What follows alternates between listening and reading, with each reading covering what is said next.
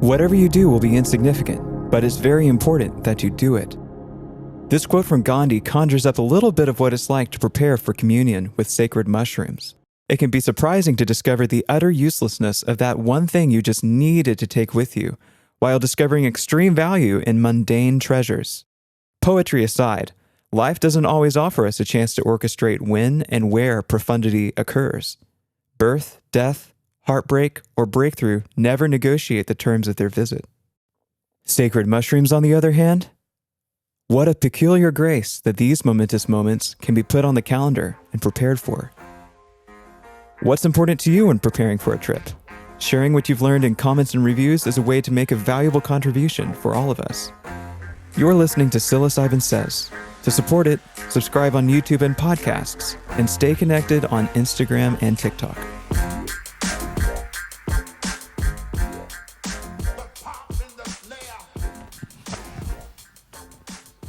Are you ready? That does seem to be the question I've been asking myself. Well, I was going to eat mushrooms today. And yet, here we are. Here we are recording a podcast, which is interesting. But the reason we're recording this podcast is multifold, but I am going to have a mushroom communion tomorrow. And that... We'll see. So it was going to be Wednesday, and then it was going to be today, and now it's going to be Saturday, and that's all good. Sometimes it happens like that, and that feels really right. Cool. So it got me thinking, am I prepared? Am I ready for this? Well, what I would like to say without trying to speak over you, thank you for the feedback. We've all got room for improvement, and maybe more than most. But by delaying your trip, you're actually extending your preparation. That's something that we experienced early on taking mushrooms together. Those times that I experienced it personally myself before you, but I know there were times that you and I would come to the threshold and then decide not to, and then come back again the next day and found out that that extra time actually, enriched that preparation period. Mm-hmm. And I think that's the main thing about the preparation for an experience is that it's more about kind of building that intention than it is necessarily about having specifics in place. Because while we'll talk about some of the items and things that you might want to bring into your mushroom session, very often that shit goes out the door real quick. Probably use nothing of those things. Throwing your eye shades, like, fuck this phone. Seen that. Yeah. Been there, done that. Our friend and member of Sanctuary, Christina, her story is talking about throwing her crystals. Oh, yeah. She had that. Your altar may, become like, I don't know, just like throwing stones or something. I don't know. Yeah, it's so funny. But anyway, we do want to talk about, the value of preparing for a psilocybin experience and what you can do to prepare yourself more for that experience. So where do you start? Besides delaying your experience, how do you begin preparing for your experience? Oh, goodness. Well, I feel like the number one thing that comes to mind is having community, people that I can talk with and express my intentions and desire for even having this experience. So a month ago on our private Sanctuary Discord server, before that, the day before that, I made the decision that I wanted to have a more deep dive mushroom communion. And I looked at my calendar because we got kids, we got to plan in advance, we got very busy schedules. So I had to set the day aside. And I know how this goes. Like we just touched on, it gets pushed back and there's reasons of why I shouldn't do this, or, I find those like barriers to entry coming up, and everybody does. That's the thing that happens. And so I knew that, and I thought, okay, I'm going to announce this to our community. And by doing that, within myself, there's an additional level of accountability and support that I know is there. Just by making my intention known, letting people know, I know people are going to ask me, how did it go? Like, how are you feeling about it? And that further solidified within me over the last month that this is happening. So that's really important. And like, our community is full of people who are ready and willing to help me talk through anything I might need to talk through, and be that feedback system. So that is extremely helpful. Having that in place is ideal before. I just can't even overstate how valuable that community is to the accountability and the safety net. I can't even begin to try and compare it to the other work that we've done, and how much it empowers and prepares an individual for these experiences, and how much more safe you feel knowing that there are, dozens, hundreds of people that are out there willing to support you if need be. And I would like to say, because I want our listeners to know this, I want our members to know this, that your decision to take a dose of mushrooms was because we have continued to come back to the fact that as, board members of a psilocybin church, that we have to be practicing what we preach. And in preparing for an experience, I implore our listeners, if you are seeking the services of someone else to be a sitter for you or to caretaker for you, make sure they're doing their own work. That is a really important part of preparing yourself for an experience that you're putting in the hands of someone else, right?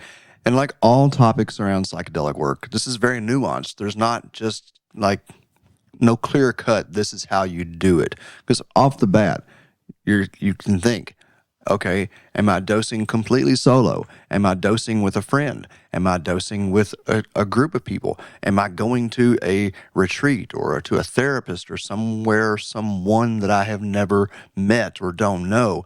And so the preparations for each of those experiences is going to look different, right? There's already a host of factors involved in each decision. And so we might not be able to talk very specifically about each one, but just understand that particularly if you are not experienced, an important part of preparing is to make sure that you are being cared for by a community or by an individual or individuals who are doing their own work.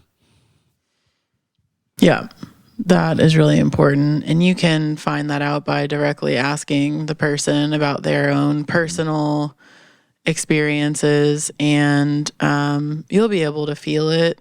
If you feel like a sense of uncertainty about the person's response, then listen to that for sure. Yeah, because that confidence going in is another important part of the preparation. It doesn't have to be like, I've got this, I'm going to go in there and kick ass and take names kind of confidence, but confidence knowing that you're taken care of, you're in a safe space, and that the medicine is trustworthy or the sacrament is, trustworthy. Now, in the training, this is a bit of a spin-off from the minister training that we've been doing. For those of you who don't know, we've been doing various forms of minister training. The first entry point is our subtle sacrament minister, which is kind of our microdosing minister. The next one is the myself minister, which is really trying to help people feel confident and competent in being able to dose themselves at, low to moderate doses, nothing crazy, at least as you're working up that experience and skill set. But I've kind of broken this down into three main categories in terms of preparation: subconscious and conscious preparation, and then material preparations. So I don't know, do you have a specific place that you'd like to start, Courtney, or what are your thoughts on? Let's start with subconscious and conscious. Like, how do you view those two sides of preparation for the experience? Yeah, I'll touch on that. Before we move into that, I wanted to also note that a part of that having community, and you touched on space holder, just to clearly state that having someone, even if you don't have a sitter technically with you the whole time, having someone that's available on call to assist you, letting someone know that you're going into the mushroom space, someone you feel comfortable with, who you feel confident, even if they don't have any mushroom experience, to somebody, whether it's your spouse or a really good friend, just letting someone you feel safe with know in case you really do feel like you need to call somebody for some assistance. So yeah, that being said, subconscious and conscious preparation. So the subconscious preparations I think of in terms of the content we are engaging with throughout the day, and that comes in many forms, like the people that we're having relationships with, and the books that we're reading, the TV shows, the movies that we're watching, social media, those types of things that we're engaging with on a regular basis every single day. Those things are just loading our subconscious mind all the time. And this is a beautiful thing about the mushroom experience, is that it is so much more than the day of the mushroom experience. The practice of working with mushrooms it starts so much longer before the day you eat mushrooms.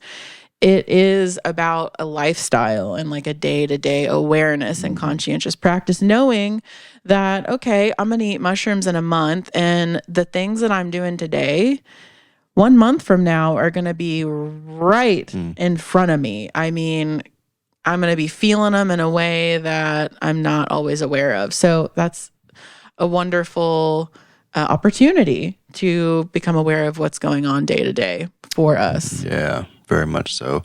95% of our lives are run by the subconscious, and we are generally, I think most of us are pretty unaware of what we're feeding into that aspect of ourselves. And, even if you don't know you're going to take mushrooms in a month, you are fully bringing your personal history to that experience. Yeah. It's impossible to really fathom how deep it can go. And I've seen so many things come up for people who even just like check their phone before a mushroom trip, like immediately or 2 hours before a mushroom trip.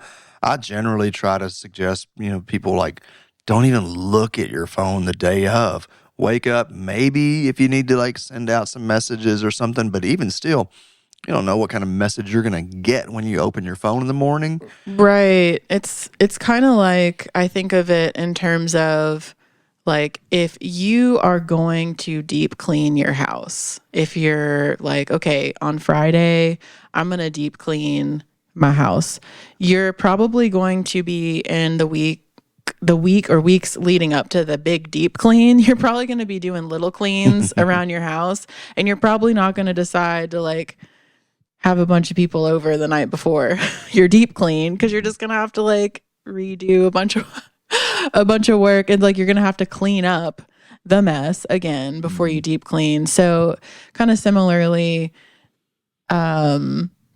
checking your phone, like loading up your mind with things that the mushroom work is going to be like working to like clean up right before the trip, instead of hitting the more deeper stuff. Yeah, for sure. And I think in line with that subconscious preparation and kind of pre-cleaning are positive things that we can do. It's not just to leave things out. It's also to incorporate behaviors and activities and practices that will subconsciously prepare you as well. Meditation is great.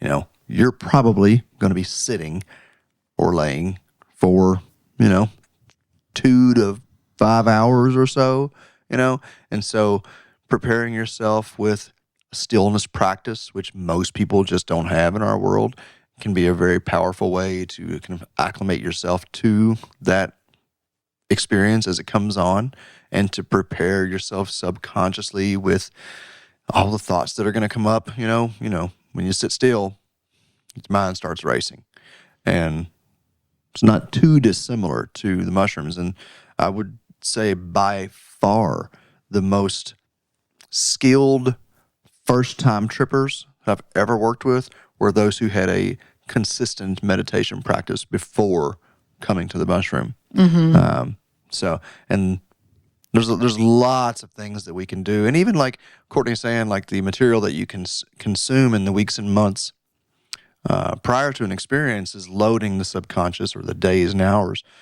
So you can consume positive material. You can consume encouraging material that will help to remind you of your eternal nature, or of the mysteries of existence, or your own innate power. We have so much more power over our everyday experience, over our mushroom experiences, than we tend to give ourselves credit for.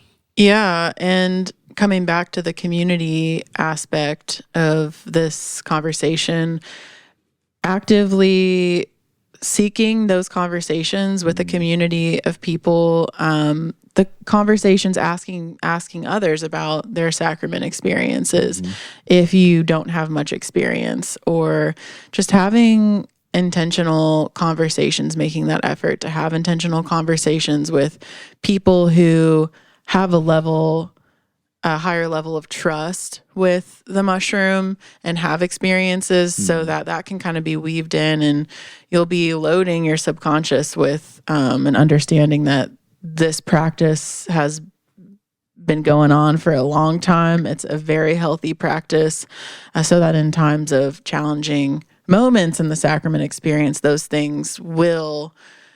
conversations will come to the forefront of your mind. And not even if you're minimally experienced. Myself, it doesn't take more than about 6 months for me to forget how wonderful the mushrooms are, and to only remember how challenging they are. And so that hesitation, that approach anxiety, is so common for everybody that for me, it's been really valuable to continue to hear people saying, "Oh, I did a trip yesterday. It was really tough at the beginning, but boy, I feel better now." I'm like, "Yep, that's mushrooms." It's because we are innately negatively biased, because I think it's hard for us to see. I've related it to like boxing. Like, you don't, I don't know who would go into an intentional boxing match and be focused on the prize at the end. Maybe that's what keeps them going. But like, I feel like mushrooms, it's like, all right, I know I'm going to get my ass kicked, and it's so hard for me to see that on the other side of that, there's going to be relief. And so it's kind of it's a rewiring and retraining, excuse me, that really benefits from, like you're saying, feedback from other people who are also in the practice. Yeah, it's a big one. The subconscious aspect of this. And then conscious preparation is also subconscious, right? What we're talking about here, you're consciously choosing to engage in certain materials or disengage in certain materials.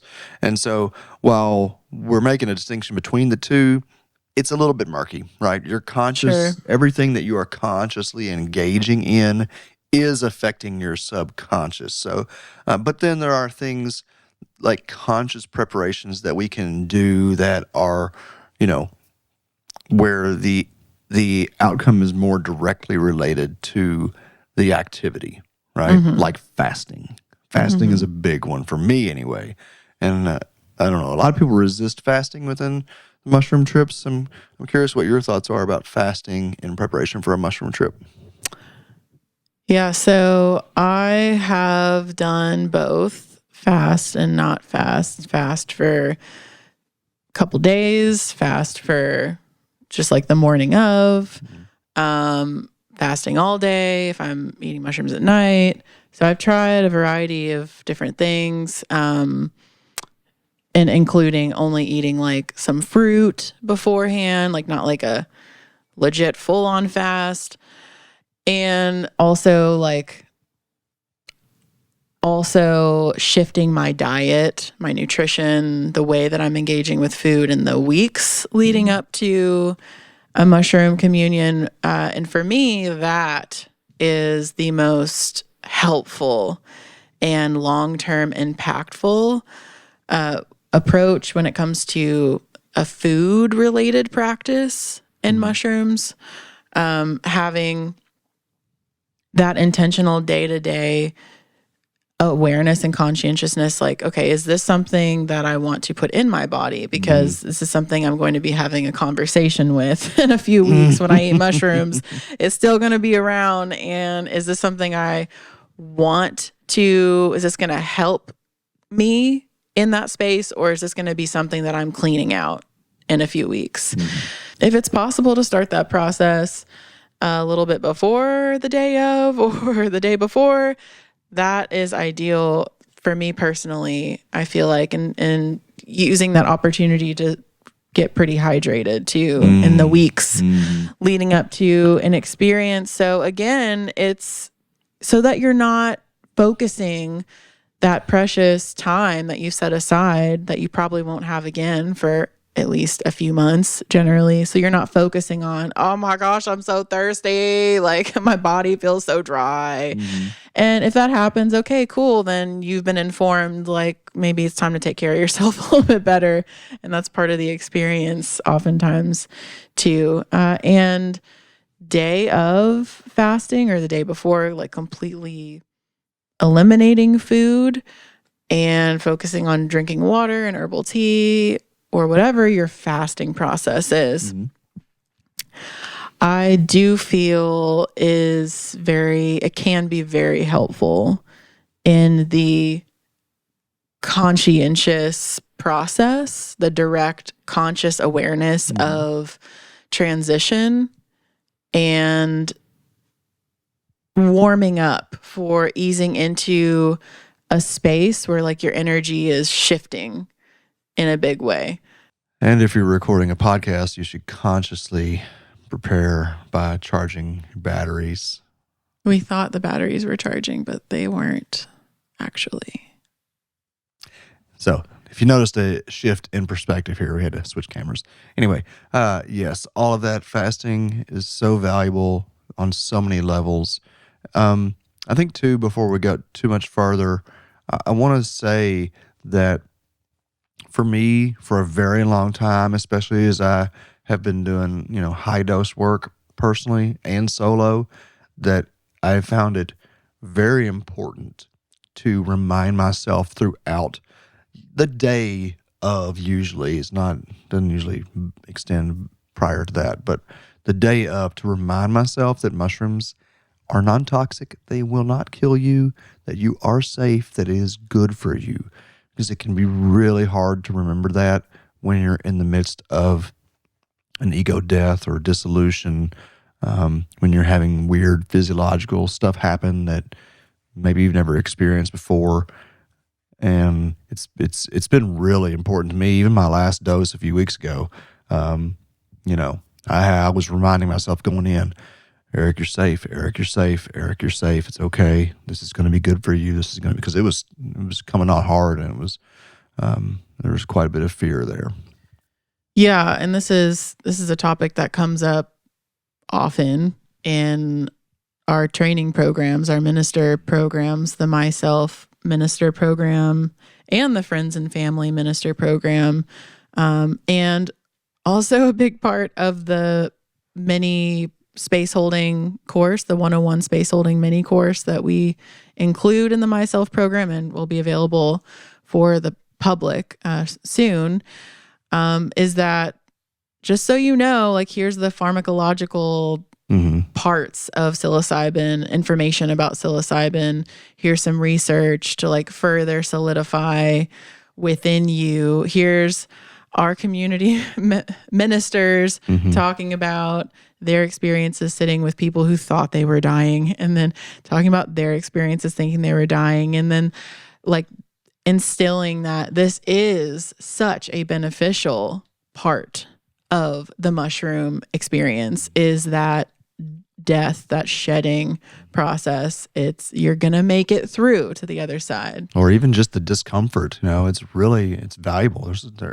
Everything that happens in the experience has so much value if we can strip it from labels, if we can not, have a preconceived notion of what it is. Very often we think discomfort is bad, and we think that, some of the symptoms that we're experiencing in a mushroom trip are bad, and they're really not. But it takes a lot of, feedback from multiple people to help that really sink in, because it is so counterintuitive. Right. Like, if you haven't had much experience working out, like physically pushing your muscles to help them grow and get stronger, then having a personal trainer that's got tons of experience, hopefully,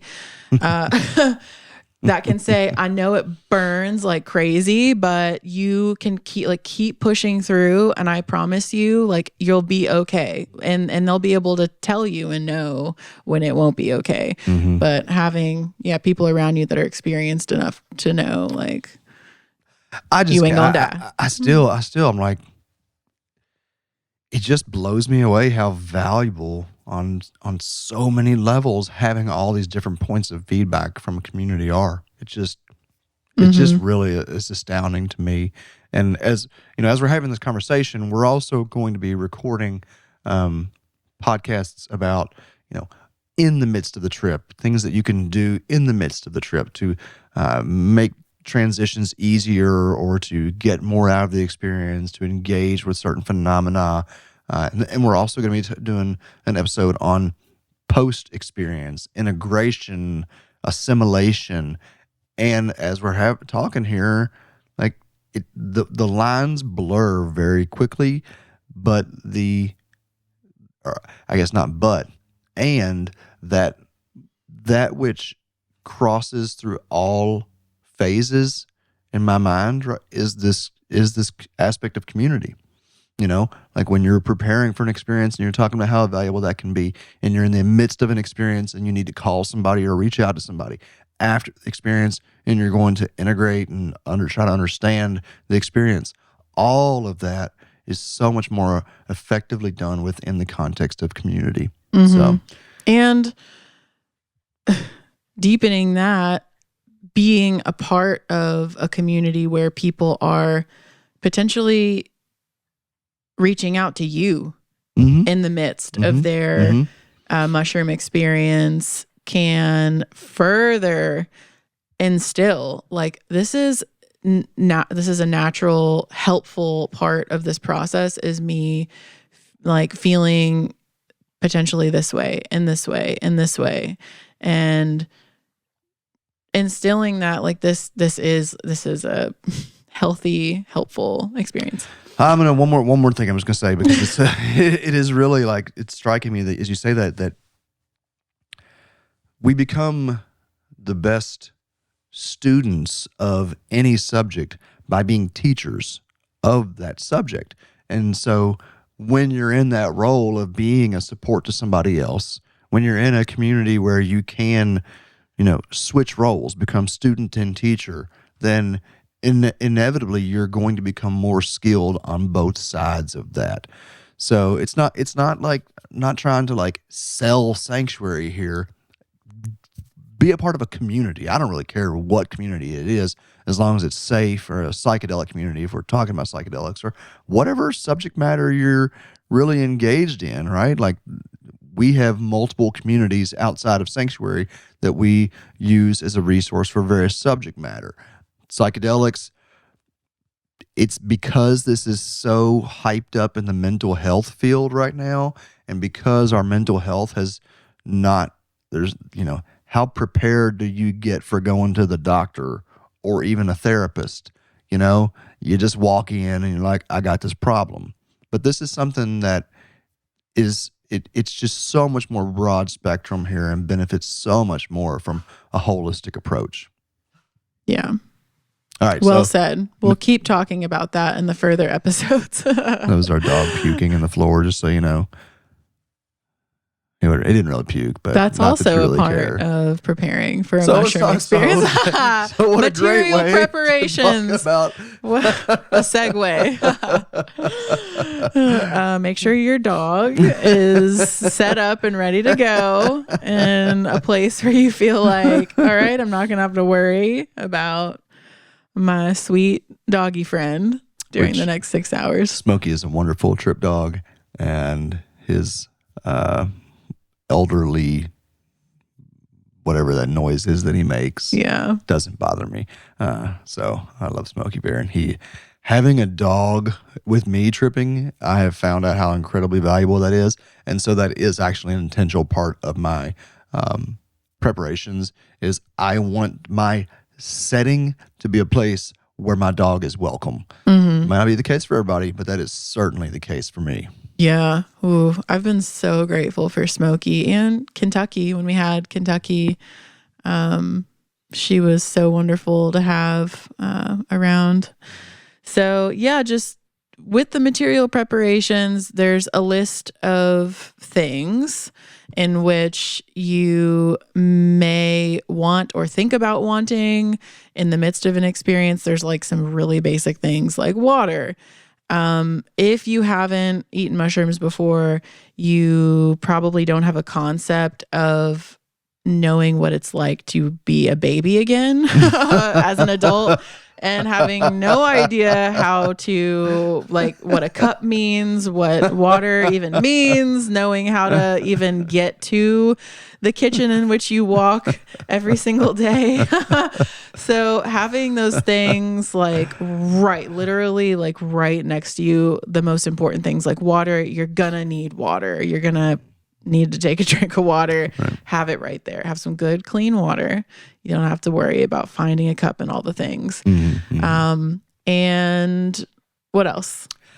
Well, it's kind of like we said earlier at the start, you can list all the things and then you may end up throwing them out the window as it goes on. But in order to be best prepared as possible, I like to always have pillows and a blanket, not necessarily because of getting cold. Mushrooms very often do present people with cold chills. I will never forget such a hilarious experience watching this wonderful human being who I've trip sat for many times in like 3 coats and 5 blankets in Jamaica. It's like 90 degrees and she's like wrapped up and still freezing. The blankets aren't going to keep you warm, but they may give you a little shelter. I like my little cocoon when I'm tripping. Mm-hmm. So being able to shut everything else out and go into a little cocoon and have a little softness there can really be helpful.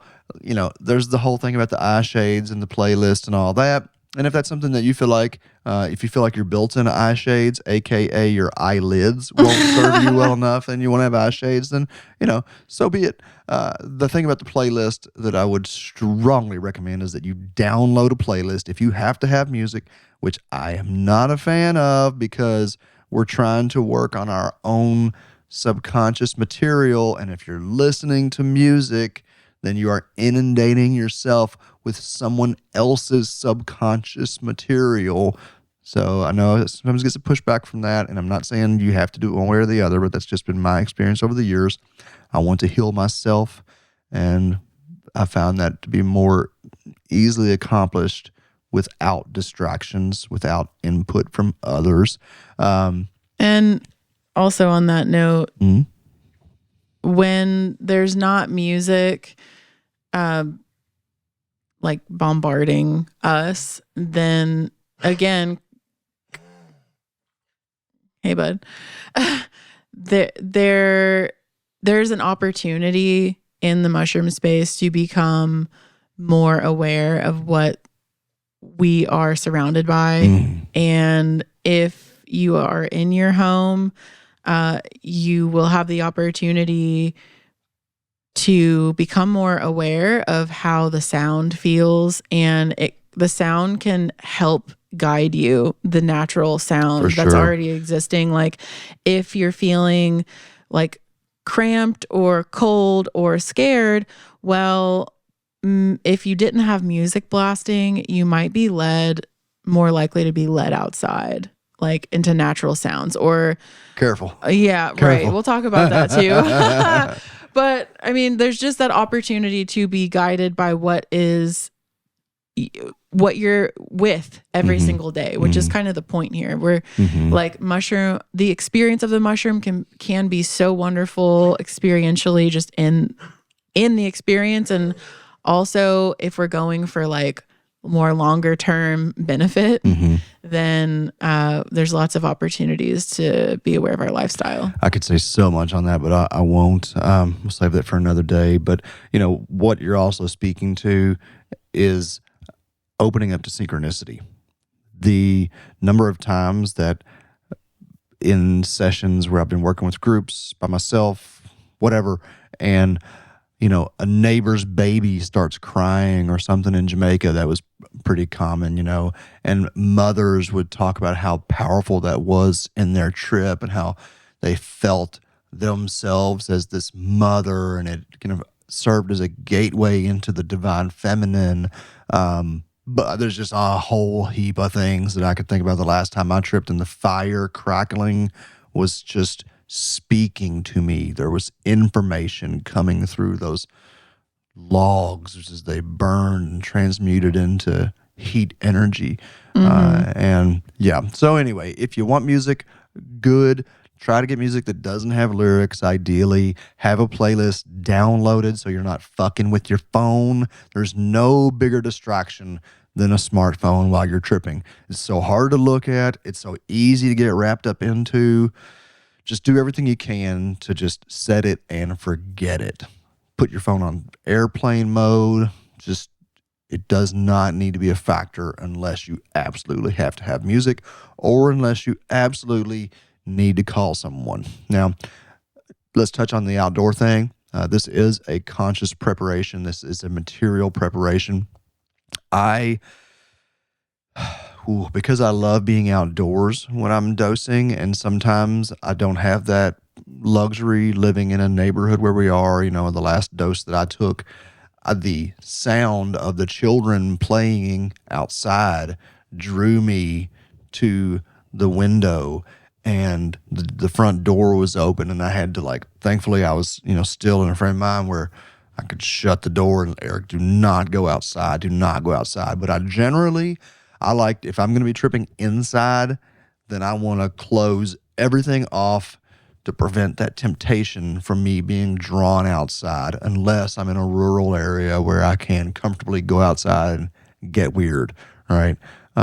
So if you're tripping in town and around, your neighbors, prepare yourself, set up barriers to prevent you from going outside if that's something that you feel like. Even if you don't feel like it might be a thing, for many people, it becomes a thing. And this is another helpful part about having somebody around with you who's not, who hasn't eaten mushrooms, because say it would be really helpful for you to just go in your backyard. However, there's a possibility that the neighbors might be out there too. It could really be helpful to have somebody that could talk to the neighbors even if somebody comes over or knocks on your door or something, just having that. In all honesty, one of the most important material preparations for most people is to have a trip sitter. We do not recommend tripping alone unless and until you are highly experienced. Thinking back to a couple of folks who, I always give the warning in the group scenario. 5 grams in a group of 10 people is a very different ballgame than 5 grams by yourself. Much more prone to anxiety, fear, paranoia by yourself, not having that safety net looking around. And, you hear me, even as very experienced, 5 grams 2 weeks ago, I wanted to go outside and ride, play jumping jacks with the kids or whatever it was. I was like, look, they're having so much fun. No, Eric, do not go outside right now. And I've worked with people who didn't follow that advice, and they ended up outside in their underwear and having the police called on them, honestly. So, you really got to be mindful. I strongly suggest that you always have someone in the same house at bare minimum who knows that you're dosing and can be there as a buffer, like Courtney's saying, between the outside world, or also as a prevention from you, running down the street naked.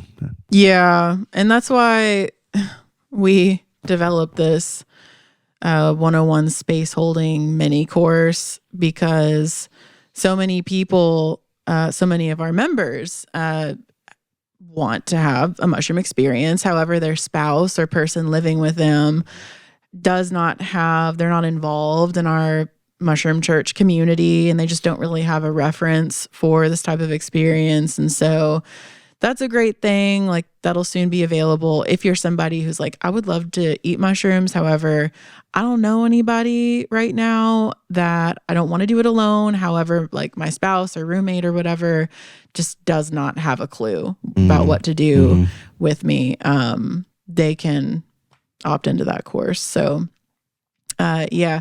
One thing I just thought of, which maybe should have been number one, clean your house.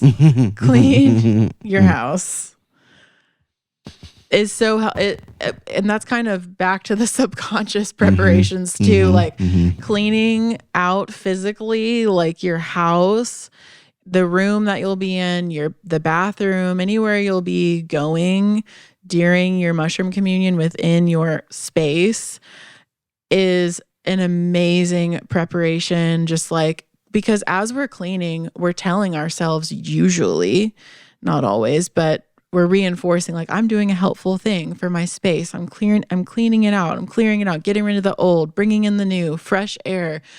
There's all these this is a story that I'm being helpful to my space.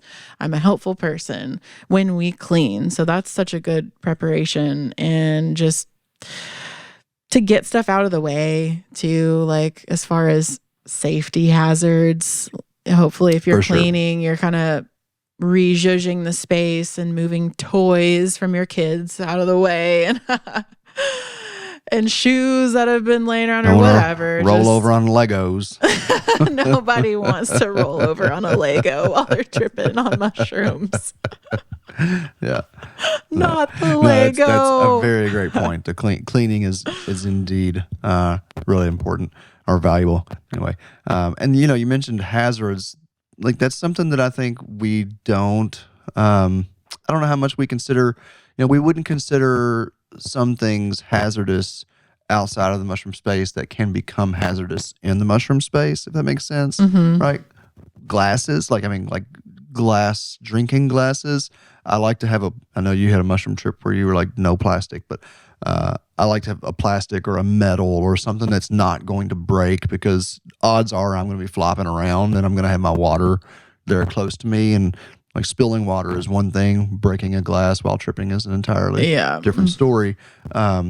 Fire, candles, I mentioned that I had a fire burning last time when I was tripping here in the house in our fireplace. And I have a very long, close relationship with fire. But even still, or maybe that's even more so why I was so acutely aware of the potential for fire to take off, so while tripping, I just make sure there's nothing anywhere close to the fireplace that can in any way catch. If I have a candle, I make sure that candle is like up on a shelf or somewhere away from me rolling around or being close to it. It can burn for 6 hours and you forget that it's even there. Candles aren't, I'm a little sketchy on a candle, especially if there's not a trip sitter there. Right. Yeah. It's these things that we really forget about until we're in the space and we think, my goodness, I just wish somebody could be here helping me put this fire out right now. Whoa. Hopefully I just don't know how to put a fire out right now. Okay. It's like the weird thing of people, I feel like in our culture, we're so like disconnected from this experience. We think now that it's trending, we think, oh, people think I need a trip sitter or a guide to help me navigate the spirit realm. And like, really, like, while that can be very helpful, and I'm not like dismissing that at all, it can be so helpful, but just most basically, just somebody to help you navigate the material world needs that while you're in the spirit realm, you don't. You can't really navigate it. Start there. Yeah, start there. Let's keep it basic. And then, outside of kind of the basics that we're talking about, it's really up to the individual, I feel like. Like maybe there's something that you feel like is a power item or a totem or some kind of token or something that you want to have with you, but odds are that stuff's going to get minimal attention during the trip. Like Courtney was saying, I had a wonderful experience trip sitting with a member who, had brought all these crystals and things out on a little altar, and an hour and a half in, she's just like chucking them over her shoulder and stuff. And then we're picking them up and putting them in our pockets, to save them for later. You're like dodging the crystals. She's throwing them. So I'm really a minimalist in the trip space. I think, you take comfortable clothes, you take your water. I have tobacco with me. That's the only other thing that I'm generally pretty adamant about. And even that, take it or leave it. But I do like tobacco. Is a very powerful plant, and has applications that we're generally not aware of. And so I like to have it for those purposes. But less is more, really. I've seen people like pull these big backpacks with all the stuff that they're going to need. They got a candy bar, and they've got their headphones, and they've got their eye shades, and they've got all stuff. Odds are you're going to forget about all that. A blanket, a pillow, comfortable clothes, water, mushrooms. Don't forget your mushrooms. Yeah, you need the mushrooms. Don't forget the mushrooms. Oh, yeah, which leads us to talk about the weighing of the mushrooms, like if you want to weigh them, if you're not very experienced, having that like ready. So yeah, we can talk about that. That's also well suited to sit within the direct experience itself. I think there's a couple of approaches, and you can weigh them out, obviously. I won't go too far off on that right now. Also, what I like to do more often than not, last time I weighed 5 grams, I pulled out, dropped it on the scale. It was exactly 5 grams. Like, oh, that's my dose right there. But I personally like to let the mushrooms talk to me. I like to eat them until they say stop, basically. So using that internal guidance, your intuition, I find a lot of value there, because the number is not as important as we often make it out to be. Our willingness to give ourselves over to the experience is much more important. It influences the intensity of the experience much more than the actual dose. But we can talk about that a little later. Yeah. More on that on the next episode. So that kind of wraps it up in terms of the material preparation. We mentioned having someone that you can call if you don't have someone that's directly there with you. If you're not familiar with Fireside is a free nonprofit public service that is basically like trip sitters on call or on the phone. You can't call them to your house, but you can call the number. We'll link it. I think it's pretty much like 800 Fireside or something. But we'll link that in the show notes in case people want to have that for later. I've heard very good things. We actually have at least one member of Sanctuary who's a volunteer for Fireside, and so maybe you'd get Jason on the other end of your call. Shout out Jason. Big up Jason. But yeah, that kind of wraps it up for me. Yeah. Is that it? it's really a lot easier, I think, than we make it out to be. And that's a big part of why we've established this minister training, is because we want people to be empowered of their own experience. I didn't gain all of my experience through a $10,000 training class. I gained my experience through the experience. And that's what I feel like, especially something that is so confusing, so fleeting, that you only remember like snippets of, that is different almost every single time. It's very difficult for someone to truly tell you how to prepare for or navigate that space. And so keep it simple. And that's what we're trying to do. It's what we've tried to do with Sanctuary, is just kind of keep it simple and put the power in the people's hands, because we don't believe that you need to be spending $5,000 on a psilocybin experience. Yeah, if you want to. Yeah, if you want to, you can. You totally Yeah. can. Totally can. And there's some great opportunities out there, some great places out there that will, create this, kind of immersive experience, and there's no knocking that. But for most people who just want to feel better, they just want to feel more connected to themselves, to their spirit, to existence, that's not going to come at a $5,000 retreat. I've had this couch right here has provided me with some, I agree, incredible voyages right there on that floor. I mean, I went to ancient Egypt and met my ancestors, and and again, that going back to what came up talking about the music component, when we're in our own homes having this experience, then it's such a wonderful opportunity to like put some real love into our home and feel feelings with a new perspective that we feel every day in our home, and be reminded of that in the days following, the weeks and months following the experience, coming across a plant that we had a really special moment with in the mushroom space, and like having the opportunity to reflect on that and remember that and continue like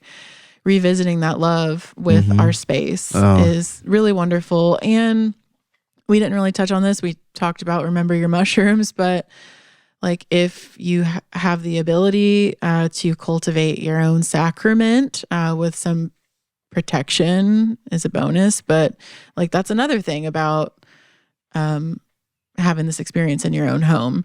Then if you can have your own sacrament that you've lovingly cultivated and put energy into, that's a whole other level of subconscious, conscious for sure preparation to be had, which is why we included that in the the My Self Minister program as a cultivation course, because that can be so special. Yeah, for sure. And it also into integration in the experience, like being with the mushrooms that you're growing while you're under the effects of the mushrooms that you're growing is so powerful. I want to kind of like go to like level 301. I feel like this has been a pretty basic, and I probably shouldn't jump too far ahead. Just throw it in your lap to see what you think. Because something that I try to be very intentional about going into my mushroom trips is my energy. You're talking about the energy of the mushrooms and the energy of the plants and all that. And so maybe I think this is probably more for a deep dive conversation on this topic, because there is some really valuable historical information that we have.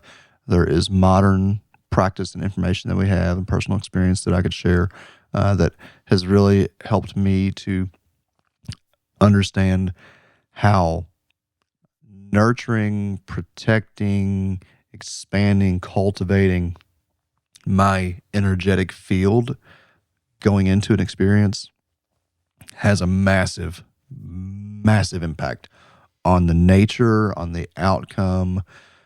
So I don't know. I think there's a lot there. I think that is 301 level. Yeah. Because I'm wondering who might come across this video if you're listening to this or watching it like on YouTube or somewhere you can comment. Like that would be helpful for us to know what level of experience you have in the mushroom space, because there is so much there's just so much practice to be had. I don't want to overwhelm somebody or help have anyone think this is unattainable for me because I'm so far off from like adding energy work or like qigong or whatever into my practice as well. So just like these are the most basic things, and through programs that we're offering with Sanctuary and these podcast episodes, like we dive deeper into those topics if you're interested. Yeah. So thank you for listening. If you have any suggestions to add to the list of preparations, or maybe there's some things that you do that you would like to share with our audience as well, particularly on YouTube, you can leave comments, or on iTunes and all that kind of stuff. So thank you so much for listening, and I hope you have found value in this episode, and we wish you a wonderful journey whenever it next happens.